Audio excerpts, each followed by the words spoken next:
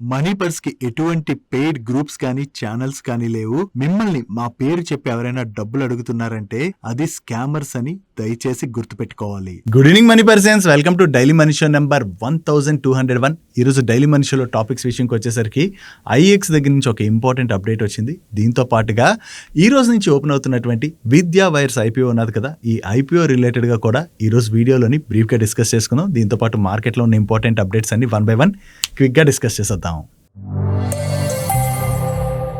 ముందుగా market update చూసినట్లయితే ఈ రోజు సెషన్ లో సెన్సెక్స్ 31 పాయింట్స్ కరెక్ట్ అయ్యి 85,106 పాయింట్స్ కి క్లోజ్ అయినట్లయితే నిఫ్టీ 46 పాయింట్స్ కరెక్ట్ అయ్యి 25,986 పాయింట్స్ కి క్లోజ్ అయింది. అండ్ ఈ రోజు సెషన్ లో మిడ్ క్యాప్ ఇండెక్స్ 0.86% కరెక్ట్ అయినట్లయితే స్మాల్ క్యాప్ ఇండెక్స్ 0.38% కరెక్ట్ అయింది. అండ్ బ్యాంక్ నిఫ్టీ 0.13% పెరిగింది. ఈ రోజు కూడా మార్నింగ్ నుంచి మన మార్కెట్ లో ప్రెషర్ అయితే కంటిన్యూ అయింది. నిన్నే మాట్లాడుకున్నాం కదా, రూపీ అయితే కంటిన్యూస్ గా ఫాలో అవుతున్నదని.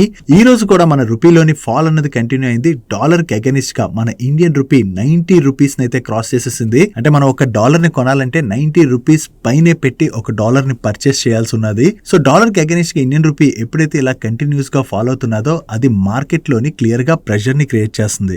మన కంట్రీలోకి ఎఫ్ఐఐ యొక్క ఇన్వెస్ట్మెంట్స్ లాస్ట్ 1 year గా చూసినట్లయితే పెద్దగా రావట్లేదు. దాంతో పాటుగా ఇండియా యుఎస్ ట్రేడ్ డీల్ కూడా డిలే అవ్వడం, ఇటువంటి వేరియస్ రీజన్స్ తోని మన రూపీలో అయితే ప్రెషర్ కనపడుతున్నది. ఆ ప్రెషర్ ఇలా కంటిన్యూ అవడం ఒక రకంగా మన మార్కెట్స్ అయితే అది క్లియర్ గా ఇంపాక్ట్ చేస్తుంది. సో డాలర్ కి అగెనిస్ట్ గా రూపీ 90 కి టచ్ అయ్యేసరికి ఈ రోజు దీని రిలేటెడ్ గా మన చీఫ్ ఎకనామిక్ అడ్వైజర్ అయినటువంటి అనంత్ నాగేశ్వరన్ గారు కూడా రెస్పాండ్ అవుతూ రూపీ ఫాల్ అయితే ఇండియా యొక్క ఇన్ఫ్లేషన్ ని గానీ ఎక్స్పోర్ట్స్ ని గానీ పెద్దగా ఇంపాక్ట్ చేయదని, అండ్ నెక్స్ట్ ఇయర్ లోని మన రూపీ అయితే తిరిగి బౌన్స్ బ్యాక్ అవుతుందని చెప్పి ఆయన అయితే స్టేట్మెంట్ ఇవ్వడం జరిగింది. చూడాలి నెక్స్ట్ ఇయర్ లో రూపీ బౌన్స్ బ్యాక్ అవుతుంది అంటున్నారు కదా. Once India US trade deal కనుక జరిగిపోయింది అనుకోండి, జరిగినట్లయితే కొంతవరకు ఎఫ్ఐఐ ఇన్వెస్ట్మెంట్స్ అయితే ఇండియాలోకి వస్తాయి. సో వచ్చినట్లయితే తిరిగి రూపీ అయితే కొంత స్ట్రెంగ్ అయ్యేటువంటి అవకాశం ఉన్నది. ఈవెన్ ఈయన ఫారెన్ ఇన్వెస్ట్మెంట్స్ మన ఇండియాలో అట్రాక్ట్ చేసే విధంగా స్టెప్స్ కూడా మనం తీసుకోవాల్సినటువంటి అవసరం ఉన్నదని, వాటి రిలేటెడ్ గా అయితే స్ట్రాంగ్ గా వర్క్ చేయాలని చెప్పి ఈయన కూడా స్టేట్మెంట్స్ చేస్తున్నారు. చూడాలి గవర్నమెంట్ దీని రిలేటెడ్ గా ఎటువంటి మెజర్స్ తీసుకుంటుంది అన్నది. దీంతో పాటు ఇండియా యుఎస్ ట్రేడ్ డీల్ కనుక జరిగింది అనుకోండి, కొంతవరకు మార్కెట్ లో రికవరీ చూస్తాం. సో మార్కెట్ లో రికవరీ మొదలైనట్లయితే తిరిగి ఎఫ్ఐఐ ఇన్వెస్ట్మెంట్స్ కూడా మన ఇండియాలోకి వస్తాయి. కాబట్టి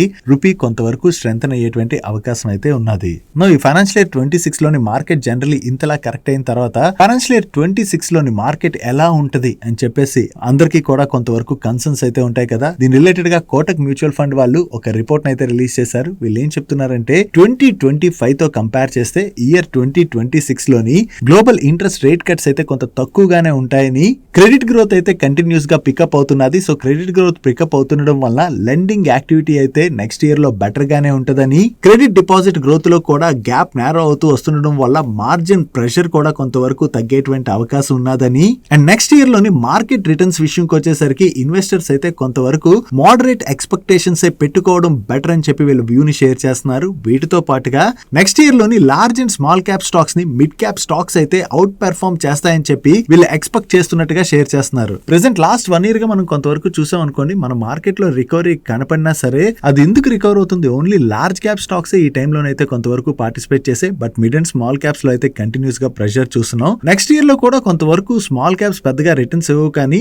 లార్జ్ అండ్ స్మాల్ క్యాప్స్ తో కంపేర్ చేస్తే మిడ్ క్యాప్స్ అయితే బెటర్ గా రిటర్న్స్ ఇవ్వచ్చు అని చెప్పి వీళ్ళైతే ఎక్స్పెక్ట్ చేస్తున్నారు. అండ్ ఈ ఇయర్ లో మనం చూసినట్లయితే గోల్డ్ అండ్ సిల్వర్ అయితే ఇన్వెస్టర్స్ కి మంచి రిటర్న్స్ డెలివర్ చేసాయి కదా. ఈవెన్ నెక్స్ట్ ఇయర్ లో కూడా సెంట్రల్ బ్యాంక్స్ అయితే కంటిన్యూస్ గా గోల్డ్ అయితే బై చేయొచ్చు. దీంతో గోల్డ్ ప్రైస్ అయితే పెరగచ్చు. గోల్డ్ ప్రైసే కాదు, ఈవెన్ సిల్వర్ ప్రైస్లు కూడా నెక్స్ట్ ఇయర్ లో బాగానే పెరిగేటువంటి అవకాశం ఉన్నదని చెప్పి వీళ్ళ వ్యూ అయితే షేర్ చేస్తున్నారు. ఫైనాన్షియల్ ఇయర్ 27 లోని corporate earnings double digit growth అయితే డెలివర్ చేయొచ్చు అని చెప్పి వీళ్ళు షేర్ చేయడం జరిగింది. ఓవరాల్ గా కోటక్ మ్యూచువల్ ఫండ్ వాళ్ళు మార్కెట్ రిలేటెడ్ గా చూసినట్లయితే పెద్దగా నెగిటివ్ వ్యూ అయితే లేదు, కానీ ఇన్వెస్టర్స్ మాత్రం ఫైనాన్షియల్ ఇయర్ 27 లో కొంత మోడరేట్ ఎక్స్పెక్టేషన్స్ అంటే రిటర్న్స్ రిలేటెడ్ గా పెట్టుకోవడం బెటర్ అని చెప్పి వీళ్ళు వ్యూ అయితే షేర్ చేస్తున్నారు. చూడాలి వీళ్ళు చెప్తున్నట్టుగా మిడ్ క్యాప్స్ ఈసారి బాగా పెర్ఫార్మ్ చేస్తాయి లేదా అని. ఒకవేళ మిడ్ క్యాప్స్ బాగా పెర్ఫార్మ్ చేశాయి అనుకోండి, ఇన్వెస్టర్స్ పోర్ట్ఫోలియోలోని మిడ్ క్యాప్ స్టాక్స్ కూడా బాగానే ఉంటాయి. కాబట్టి కొంతవరకు investors portfolios positive returns deliver చేసేటువంటి అవకాశం ఉన్నది. నెక్స్ట్ డొనాల్డ్ ట్రంప్ చేసేటువంటి స్టేట్మెంట్స్ ఒక్కొక్కప్పుడు చాలా విచిత్రం దూరంగా ఉంటాయి. ఈయన నిన్న క్యాబినెట్ మీటింగ్ కంప్లీట్ చేసుకుని వచ్చిన తర్వాత మీడియాతో మాట్లాడుతూ కొన్ని ఇంట్రెస్టింగ్ స్టేట్మెంట్స్ అయితే చేశారు. ఈయన ఏమన్నారంటే, జనరల్లీ రాజకీయ నాయకులు ప్రజల్ని అట్రాక్ట్ చేసుకోవడానికి అని చెప్పి ఏ ఒక స్టేట్మెంట్స్ ఇస్తుంటారు కదా, ఇప్పుడు ఈయన దగ్గర నుంచి కూడా సిమిలర్ టైప్ ఆఫ్ స్టేట్మెంట్స్ వచ్చాయి. యుఎస్ లోని ఇన్కమ్ ట్యాక్స్ పేయర్స్ ఎవరైతే ఉన్నారో కొన్నాళ్లలో వాళ్ళు అసలు ఇన్కమ్ ట్యాక్స్ పే చేయాల్సినటువంటి అవసరం లేదు, గవర్నమెంట్ ఆల్టర్నేట్ రెవెన్యూ స్ట్రీమ్స్ వైపు అయితే ఫోకస్ చేసి వర్క్ చేస్తున్నదని, అండ్ ఆల్రెడీ వీళ్ళు టారిఫ్స్ అవి కలెక్ట్ చేస్తున్నారు కదా, ఆ టారిఫ్స్ మనీ అది ఏదైతే వస్తున్నదో సో ఆ మనీ వలన గవర్నమెంట్ కి బాగానే రెవెన్యూ జనరేట్ అవుతుంది. సో కొన్నాళ్ళు ఇలాగే కంటిన్యూ అయితే యుఎస్ లోని ఇన్కమ్ ట్యాక్స్ పేయర్స్ అయితే అసలు ట్యాక్స్ పే చేయవలసినటువంటి అవసరం ఉండదని చెప్పి డొనాల్డ్ ట్రంప్ స్టేట్మెంట్ చేయడం జరిగింది. ఓవరాల్ గా ఈ స్టేట్మెంట్స్ వెనకాల ఉన్నదాన్ని మనం అర్థం చేసుకోవాలంటే, టారిఫ్స్ కి అందరూ కూడా సపోర్ట్ చేయాలంటే ఎక్కువ మందిని అట్రాక్ట్ చేస్తే అప్పుడు అందరూ కూడా సపోర్ట్ చేస్తారు కదా. సో ఇప్పుడు ఇతను ఇచ్చినటువంటి స్టేట్మెంట్స్ కనుక మీరు గమనించారనుకోండి, టారిఫ్స్ వల్ల మాకు బాగానే రెవెన్యూస్ వచ్చేస్తున్నాయి అమెరికాకి. సో ఇంత రెవెన్యూస్ రావడం వల్ల ఓవరాల్ గా గవర్నమెంట్ ఫ్యూచర్ లోని ఇన్కమ్ ట్యాక్స్ కలెక్ట్ చేయదని చెప్తే చాలా మందికి ఏమనిపిస్తుంది, అబ్బా మనం కొన్నాళ్ళు పోతే ట్యాక్స్ కట్ట అవసరం లేదు కదా, సో మనం కట్టే బదులు ఇలా టారిఫ్స్ వస్తేనే గవర్నమెంట్ కి బెటర్ కదా, సో టారిఫ్స్ ద్వారానే గవర్నమెంట్ కి రెవెన్యూ వస్తే మన మీద ఆ భారం తగ్గుతుంది అని చాలా మంది అనుకుని సో అలా సపోర్ట్ తెచ్చుకోవడానికి ఇతని దగ్గర నుంచి ఇటువంటి స్టేట్మెంట్స్ అయితే వచ్చినట్టుగా మనం అర్థం చేసుకోవచ్చు. కాకపోతే ఇక్కడ మనం ఒకటి క్లియర్ గా గమనించాల్సింది ఏంటంటే, ఈ టారిఫ్స్ కూడా ఎవరు పే చేస్తున్నారు, ఓవరాల్ గా ఏమైనా కంపెనీస్ పే చేస్తాయా, లేదు కదా. ఏవైతే టారిఫ్స్ పడుతున్నాయో ఆబ్వియస్ గా కంపెనీస్ ఏం చేస్తాయి, ఎండ్ యూజర్ కి ఆ ప్రైస్ ని పాస్ ఆన్ చేసేస్తాయి. సో దానివల్ల ప్రొడక్ట్ కాస్ట్ పెరిగిపోయినట్లయితే కొనుక్కున్న వాళ్ళే కదా దాని యొక్క కాస్ట్ భరించాల్సింది. సో ఓవరాల్ గా టారిఫ్స్ ఎవరి దగ్గర నుంచి కలెక్ట్ అవుతున్నట్టు, జనాల దగ్గర నుంచే కదా టారిఫ్స్ కూడా కలెక్ట్ అవుతున్నట్లు. సో ఏదో ఒకటి అంటే జనాలకి అదొక జిమ్మికి చూపించినట్టుగా ఇతను ఒక స్టేట్మెంట్ అయితే చేసినట్టుగా మనం అర్థం చేసుకోవచ్చు. నిజంగా అంటే కంప్లీట్ గా ఇన్కమ్ ట్యాక్స్ ని అబాలిష్ చేసేయడం అన్నది పాసిబుల్ అంటే ప్రెసెంట్ ఉన్నటువంటి సిచ్యువేషన్ లో చూసినట్లయితే ఈవెన్ యూఎస్ కి కూడా అది పాసిబుల్ కాదు. ఎందుకంటే యూఎస్ గవర్నమెంట్ డెట్ ఎంత ఉన్నదో మనం ప్రీవియస్ గా చాలా సార్లు మాట్లాడుకున్నాం కదా, వాళ్ళు డెట్ డిఫాల్ట్ చేసేటువంటి సిచ్యువేషన్స్ లో చాలా సార్లు వచ్చేసారు. నువ్వు ఇంత డెట్ ఉంచుకుని నేను కంప్లీట్ గా ట్యాక్సే కలెక్ట్ చేయడం మానేస్తానంటే గవర్నమెంట్ స్పెండింగ్ ఇవన్నీ ఎక్కడికి వెళ్ళిపోవాలి. అది నిజంగా జరిగే విషయం అంటే ఇటువంటివి జరగవు. కేవలం ప్రజల్ని అట్రాక్ట్ చేయడానికి రాజకీయ నాయకులు చేసేటువంటి స్టేట్మెంట్స్ మాత్రం ఇలా ఉంటాయి అంతే. డైలీ మార్కెట్లో వచ్చేటువంటి ఇటువంటి ఇంపార్టెంట్ ఇన్ఫర్మేషన్ ని మీతో డీటెయిల్ గా షేర్ చేయడానికి మన టీం పెడుతున్నటువంటి ఎఫర్ట్స్ కనుక వీడియో చూస్తున్న ఏ పాయింట్ ఆఫ్ టైంలో అయినా మీకు హెల్ప్ఫుల్ అయినట్లయితే మేము మిమ్మల్ని అడిగేది ఒకటే, మన వీడియోని మర్చిపోకుండా లైక్ చేయడానికి ప్రయత్నించండి. నెక్స్ట్ ఐఎక్స్ రిలేటెడ్ గా మనం మాట్లాడుకోవాలి. ఈ ఐఎక్స్ వాళ్ళ అసోసియేట్ కంపెనీ అయినటువంటి ఐజెక్స్ ఉంది కదా, అదే ఇండియన్ గ్యాస్ ఎక్స్చేంజ్ లిమిటెడ్. ఈ ఐజెక్స్ అయితే ఐపీఓకి తీసుకొచ్చేందుకు గాను ఐజెక్స్ వాళ్ళ బోర్డ్ అయితే అప్రూవ్ చేసిందని చెప్పేసి ఐఎక్స్ వాళ్ళ ఎక్స్చేంజెస్ కి అప్డేట్ చేస్తున్నారు. ఈ ఐపీఓ వీళ్ళు కంప్లీట్ గా ఆఫర్ ఫర్ సేల్ రూట్ లోనైతే తీసుకురాబోతున్నారు. ఇంకా దీని రిలేటెడ్ గా వీళ్ళకి వేరియస్ రెగ్యులేటరీ అప్రూవల్స్, క్లియరెన్సెస్ అవి రావాల్సి ఉన్నది. వన్స్ ఈ అప్రూవల్స్ అన్ని వచ్చినట్లయితే ఐపీఓ రిలేటెడ్ గా వీళ్ళ దగ్గర నుంచి ఫర్దర్ డీటెయిల్స్ అయితే వస్తాయి. సో ఓవరాల్ గా ఐజీఎక్స్ ఐపీఓ విషయం కొంతసేపు పక్కన పెడితే ఐఎక్స్ రిలేటెడ్ ఇష్యూ కోర్టులో నడుస్తుంది, మనందరికీ ఐడియా ఉన్నది కదా. కోర్టు హీరింగ్ కూడా త్వరలోనే జరగబోతున్నది. దీనిలోని ఐఎక్స్ వాళ్ళు కూడా గట్టిగానే వాదిస్తున్నారంటే ప్రీవియస్ గా కరెక్ట్ అంటే సెంట్రల్ ఎలక్ట్రిసిటీ రెగ్యులేటరీ కమిషన్ లో ఉన్నటువంటి వ్యక్తులే ఆ మార్కెట్ కప్లింగ్ ఆర్డర్ బయటికి రాకముందు ఆ ఇన్ఫర్మేషన్ వాళ్ళకి తెలుస్తుంది కదా, దాన్ని యూజ్ చేసుకుని ఐఎక్స్ స్టాక్ ని షార్ట్ చేశారని. సో అలా చేయడం వల్ల చాలా మందికి బాగా డబ్బులు వచ్చాయని చెప్పి సెబిఏ చెప్తుంది. సో ఇటువంటి ఇష్యూస్ జరుగుతున్నప్పుడు ఇదైతే ప్రాసెస్ చేయకూడదు, అంటే ఈ మార్కెట్ కప్లింగ్ ఏదైతే ఉందో దాన్ని అయితే ఇంప్లిమెంట్ చేయకూడదు. సో ఇది తప్పు జరిగిందని చెప్పేసి ఐఎక్స్ తరపున న్యాయవాదులు అయితే వాదిస్తున్నారు. దీనిలో ఐఎక్స్ తరపున వాదిస్తున్న వాళ్ళు మనం చూసినట్లయితే కపిల్ సిబాల్ గారు, ఫేమస్ అడ్వకేట్. ఈయన పేరు మీరు వినే ఉంటారు, చాలా మంది బిగ్ షాట్స్ యొక్క కేసెస్ అవి ఈయన వాదిస్తూ ఉంటారు.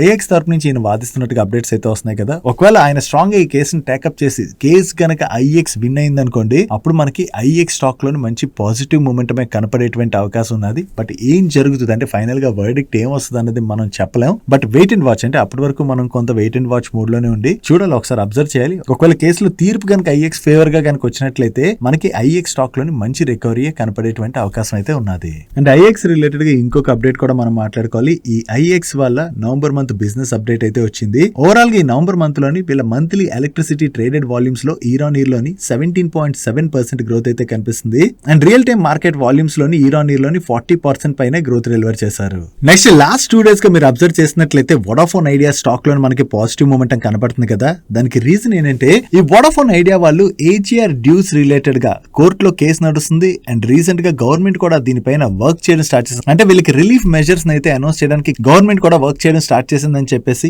గవర్నమెంట్ దగ్గర నుంచే స్టేట్మెంట్స్ అయితే వస్తున్నాయి. సో ఇప్పుడు క్యాబినెట్ సెక్రటరీ అయితే దీని రిలేటెడ్ గా మీటింగ్ అయితే ఈ రోజు 3 o'clock కి కండక్ట్ చేస్తున్నారని చెప్పి వేరియస్ మీడియా ప్లాట్ఫామ్స్ రిపోర్ట్ చేస్తున్నాయి. బట్ నేను ఈ వీడియో రికార్డ్ చేసే టైంకి ఇంకా దీని రిలేటెడ్ గా ఎటువంటి ఇన్ఫర్మేషన్ కూడా లేదు. కానీ గవర్నమెంట్ ఎప్పుడైతే ఈ ఏజీఆర్ రిలీఫ్ రిలేటెడ్ గా వర్క్ చేస్తుందని చెప్పి న్యూస్ సర్క్యులేట్ అవుతుందో దాంతోనే వోడాఫోన్ ఐడియా స్టాక్ లో అయితే మనకి పాజిటివ్ మూమెంటం కనపడుతుంది. గవర్నమెంట్ దగ్గర నుంచి వీళ్ళకి ఫైనల్ గా ఎంత రిలీఫ్ వస్తుంది అన్నది మనం చూడాలి. ఏదో ఒక రిలీఫ్ ప్యాకేజ్ కనుక వచ్చింది అనుకోండి, అది వోడాఫోన్ ఐడియా రిలేటెడ్ గా పాజిటివ్ అవుతుంది. కానీ బట్ వీళ్ళు ఇంకా ఫండ్ రైజ్ చేయాలి, క్యాపెక్స్ అది చేయవలసి ఉన్నది. వోడాఫోన్ ఐడియా ఇంకా స్ట్రగుల్స్ అయితే కొన్నాళ్ళు కంటిన్యూ అవుతాయి. బట్ ఎప్పటి వరకు అంటే జియో అండ్ ఎయిర్టెల్ తో కాంపిటీషన్ లో భాగంగా వీళ్ళు ఎంత వరకు మార్కెట్ షేర్ ని గెయిన్ అవుతారా అన్నది మనం చూడాలి. ఇప్పుడే వోడాఫోన్ ఐడియా కంప్లీట్ గా రికవర్ అయిపోద్దా లేదా అంటే ఎవరు కూడా చెప్పలేం. ఇంకా వోడాఫోన్ ఐడియాకి ఇట్స్ ఎ లాంగ్ జర్నీ, అంటే అంత ఈజీ కాదు. Present Jio Airtel already full fledged గా వాళ్ళ నెట్వర్క్స్ ని ఎస్టాబ్లిష్ చేసేసుకుని ఉన్నాయి. వోడాఫోన్ ఐడియా క్యాపెక్స్ చేయాలంటే వాళ్ళకి ఫండ్ కూడా చాలా అవసరం కదా. సో చూడాలి ఇక్కడ నుంచి వోడాఫోన్ ఐడియా ఏ విధంగా రికవర్ అవుద్ది అన్నది. అండ్ అంతేకాకుండా గవర్నమెంట్ దగ్గర నుంచి కూడా ఎటువంటి రిలీఫ్ మెజర్స్ వస్తాయి అన్నది కూడా వోడాఫోన్ ఐడియా రిలేటెడ్ గా చాలా ఇంపార్టెంట్. నెక్స్ట్ ఈ రోజు నుంచి ఓపెన్ అవుతున్నటువంటి విద్యా వైర్స్ లిమిటెడ్ ఐపీఓ గురించి మనం ఇప్పుడు బ్రీఫ్ గా మాట్లాడుకుందాం. ముందుగా ఈ కంపెనీ గురించి మాట్లాడుకోవాలంటే ఇది చాలా ఓల్డ్ కంపెనీ. ఈ కంపెనీని 1981 లోనే స్టార్ట్ చేశారు. అండ్ ఈ company mainly aluminium and copper wires ని మ్యానుఫ్యాక్చర్ చేసేటువంటి కంపెనీ. అండ్ మన ఇండియాలోని వీళ్ళు 4th largest manufacturer. 2022 physical year ending నాటికి వీళ్ళ ఓవరాల్ కెపాసిటీ యూటిలైజేషన్ 65.8% ఉంటే అది 2024 సెప్టెంబర్ కి 90% కి అయితే పెరిగింది. And coming to their products, మనం ఇందాకలే మాట్లాడుకున్నాం కదా, వీళ్ళు అల్యూమినియం అండ్ కాపర్ వైర్స్ ని మ్యానుఫ్యాక్చర్ చేస్తుంటారు. వీటితో పాటు వీళ్ళు copper foils, copper bus bars ఇటువంటివన్నీ కూడా మ్యానుఫ్యాక్చర్ చేస్తుంటారు. అండ్ వీళ్ళు మ్యానుఫ్యాక్చర్ చేసే వేరియస్ ప్రొడక్ట్స్ ని మీరు ఇక్కడ స్క్రీన్ పై చూడొచ్చు. అండ్ ఫ్యూ ఇయర్స్ బ్యాకే వీళ్ళు సోలార్ కేబుల్స్ ని కూడా మ్యానుఫ్యాక్చర్ చేయడం మొదలు పెట్టారు. అండ్ ఈవెన్ సోలార్ ఇండస్ట్రీ నుంచి కూడా వీళ్ళకి కొంత పర్సెంటేజ్ ఆఫ్ రెవెన్యూ కంట్రిబ్యూషన్ అయితే వస్తుంది. బేసిక్ గా మనం మాట్లాడుకోవాలంటే ఎక్కడైతే పవర్ ట్రాన్స్మిషన్ రిలేటెడ్ వర్క్స్ నడుస్తాయో అక్కడ వీళ్ళకి చెందినటువంటి వేరియస్ ప్రొడక్ట్స్ అయితే యూజ్ చేస్తారు. అండ్ వీళ్ళు పిఎస్యు కంపెనీ అయినటువంటి power grid corporation of India limited ఉన్నది కదా, ఈ కంపెనీకి సప్లై చేసేందుకు గాను వీళ్ళకి ఆల్రెడీ అప్రూవల్ ఉన్నది. దీంతో పాటు ఈ కంపెనీకి యూఎల్ అప్రూవల్ కూడా ఉన్నది. ఈ యూఎల్ అప్రూవల్ అంటే ఏంటంటే ఏ కంపెనీకి అయితే యూఎల్ అప్రూవల్ ఉంటుందో ఆ కంపెనీ యునైటెడ్ స్టేట్స్ కి వాళ్ళ ప్రొడక్ట్స్ ని ఎక్స్పోర్ట్ చేయొచ్చు అనమాట. సో వీళ్ళు ఆల్రెడీ యునైటెడ్ స్టేట్స్ కి వీళ్ళ ప్రొడక్ట్స్ ని ఎక్స్పోర్ట్ చేస్తున్నారు కూడా. అండ్ ప్రొడక్షన్ కెపాసిటీస్ రిలేటెడ్ గా మనం మాట్లాడుకోవాలంటే మన ఇండియాలోని ఇప్పుడు ఐపీఓకి వస్తున్నటువంటి Vidya wires limited 4th largest player. వీళ్ళకన్నా ముందు లిస్టెడ్ స్పేస్ లో మనం చూసినట్లయితే precision wires India limited and Ram Ratna wires limited ఈ రెండు కంపెనీస్ దగ్గర లార్జెస్ట్ కెపాసిటీస్ ఉన్నాయి. వీళ్ళ తర్వాత థర్డ్ ప్లేస్ లోని అన్లిస్టెడ్ కంపెనీ అయినటువంటి కేఎస్హెచ్ ఇంటర్నేషనల్ ప్రైవేట్ లిమిటెడ్ ఉన్నది. అండ్ ఇప్పుడు ఐపీఓ ద్వారా వీళ్ళు ఏవైతే ఫండ్స్ రైజ్ చేస్తున్నారో ఆ ఫండ్స్ ని వీళ్ళ సబ్సిడరీ కంపెనీ యొక్క కెపాసిటీస్ అయితే పెంచడానికి వీళ్ళు యూజ్ చేయబోతున్నారు. ప్రెసెంట్ వీళ్ళ సబ్సిడరీ కంపెనీ దగ్గర ఓవరాల్ గా 18,000 MTPA కెపాసిటీ ఉంటే ఆ కెపాసిటీస్ ని వీళ్ళు 37,600 MTPA కి అయితే పెంచబోతున్నారు. ఈ కెపాసిటీ ఎక్స్పాన్షన్ వన్స్ కంప్లీట్ అయిందంటే ఈ విద్యా వైర్స్ థర్డ్ లార్జెస్ట్ ప్లేయర్ గా మారబోతున్నారు. ఈ కెపాసిటీస్ యాడ్ చేసిన తర్వాత వీళ్ళు ఏ ప్రొడక్ట్స్ ఇక్కడ మ్యానుఫ్యాక్చర్ చేయబోతున్నారు అన్నది మీరు ఇక్కడ స్క్రీన్ పై చూడొచ్చు. And coming to the customer base, వీళ్ళకి Adani Wilmar limited, Schneider electric, transformers and rectifiers, Suzlon energy limited లాంటి లార్జెస్ట్ ప్లేయర్స్ వీళ్ళకి కస్టమర్స్ గా అయితే ఉన్నారు. అండ్ వీళ్ళు టోటల్ గా ఇండియాలోని 20 స్టేట్స్ అండ్ యూనియన్ టెరిటరీస్ లోని వీళ్ళ ప్రొడక్ట్స్ అయితే సెల్ చేస్తున్నారు. వీటితో పాటు అండ్ ఇండియాతో పాటుగా వీళ్ళు మరొక 18 కంట్రీస్ కి కూడా వీళ్ళ ప్రొడక్ట్స్ అయితే ఎక్స్పోర్ట్ చేస్తున్నారు. వీటిలో మనం మాట్లాడుకోవాలంటే US, Saudi Arabia, UAE, Australia, కెనడాతో పాటు వేరియస్ అదర్ కంట్రీస్ కి కూడా వీళ్ళ ప్రొడక్ట్స్ అయితే ఎక్స్పోర్ట్ చేస్తున్నారు. ఇప్పటి వరకు ఈ ఐపీఓ రిలేటెడ్ గా షేర్ చేసినటువంటి ఇన్ఫర్మేషన్ మీకు హెల్ప్ఫుల్ అయినట్లయితే మన వీడియోని మర్చిపోకుండా లైక్ చేయడానికి ప్రయత్నించండి. అండ్ ఫైనాన్షియల్ ఇయర్ 25 ఎండింగ్ నాటికి వీళ్ళ దగ్గర టోటల్ గా 458 కస్టమర్స్ ఉంటే దానిలోని 341 రిపీట్ కస్టమర్స్ అయితే ఉన్నారు. అంటే వీళ్ళకి రిపీట్ కస్టమర్స్ బాగానే ఉన్నారు. అంటే వీళ్ళ ప్రొడక్ట్స్ నచ్చి కస్టమర్స్ అయితే మళ్ళీ వీళ్ళ దగ్గర నుంచి ప్రొడక్ట్స్ అయితే తీసుకుంటున్నట్లుగా మనం అర్థం చేసుకోవచ్చు.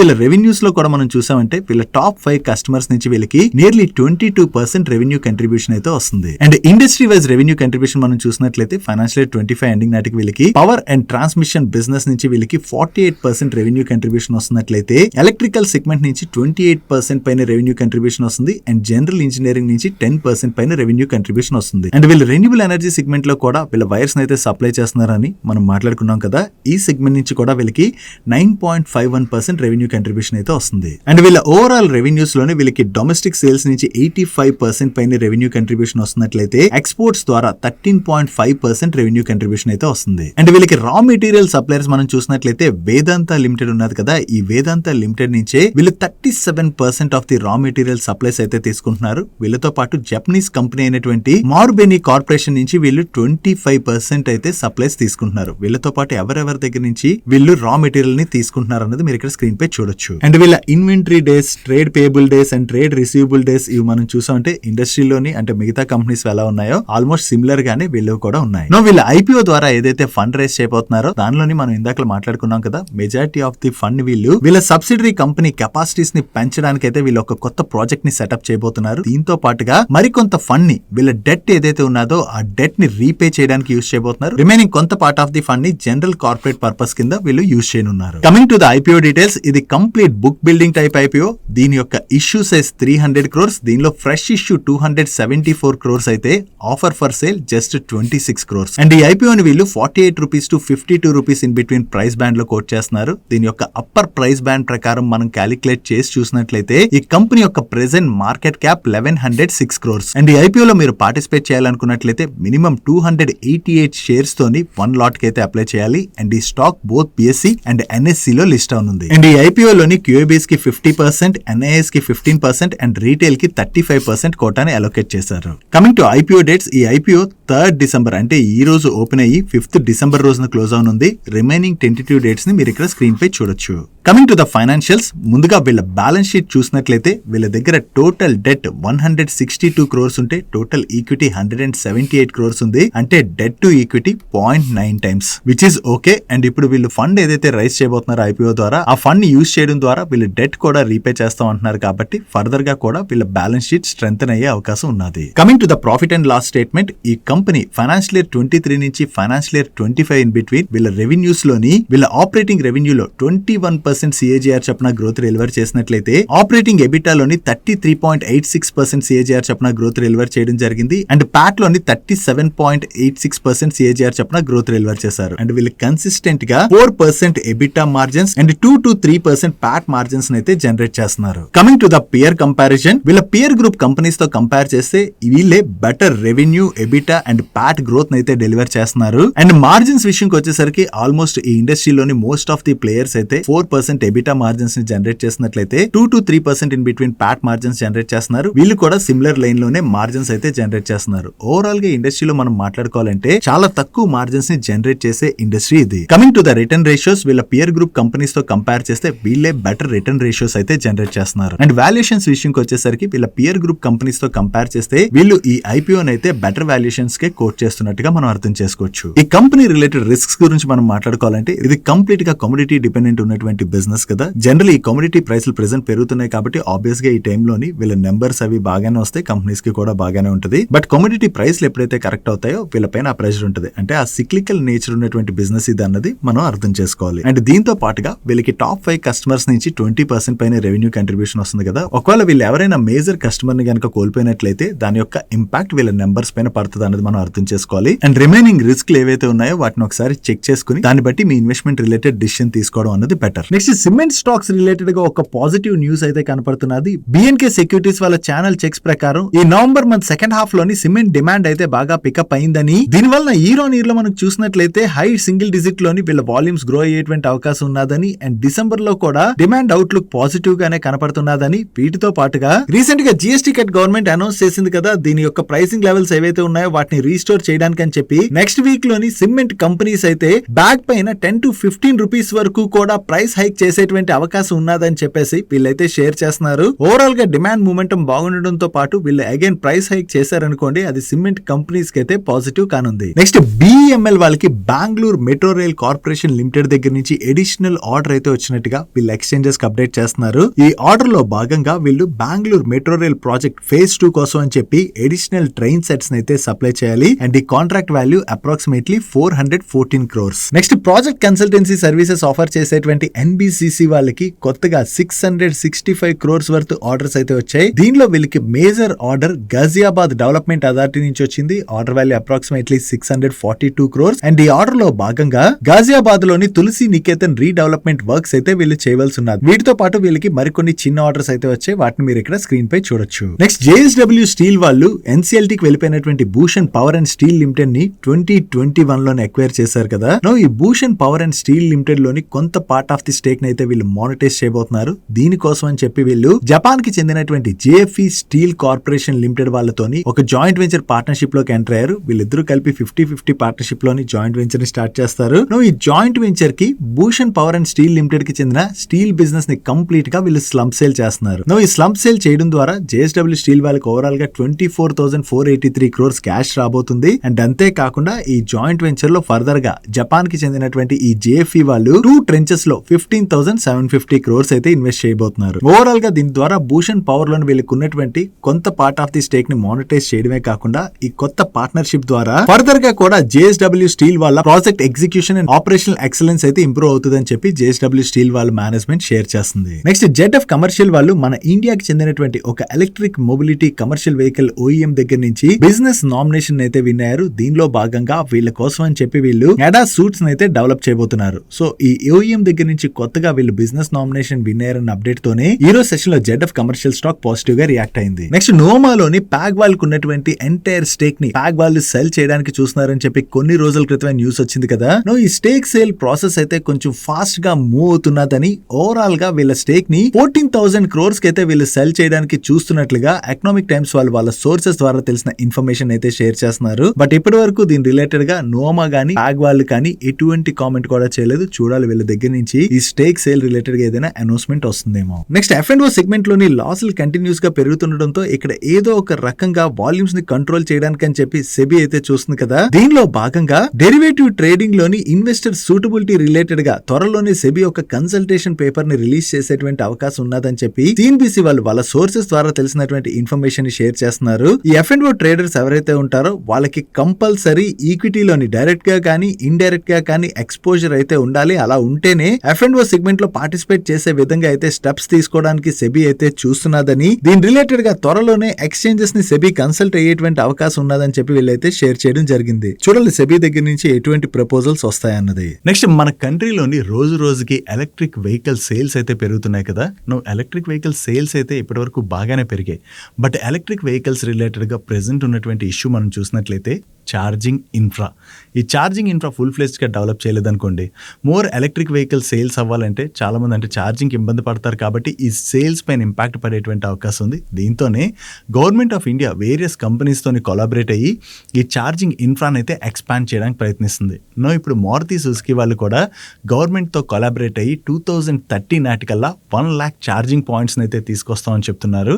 ప్రెసెంట్ ఆల్రెడీ వీళ్ళ డీలర్ నెట్వర్క్ దగ్గర ఓవరాల్ గా 2000 ఛార్జింగ్ పాయింట్స్ అయితే ఉన్నాయి. ఫ్యూచర్లో వీటిని ఎక్స్టెండ్ చేసుకుంటూ వెళ్తూ 2030 నాటికి 1 lakh పాయింట్స్ అయితే తీసుకొస్తామని వీళ్ళు షేర్ చేయడం జరిగింది. దీనికోసం వేరియస్ కంపెనీస్తో అది కూడా వీళ్ళు కొలాబరేట్ అవుతున్నారు.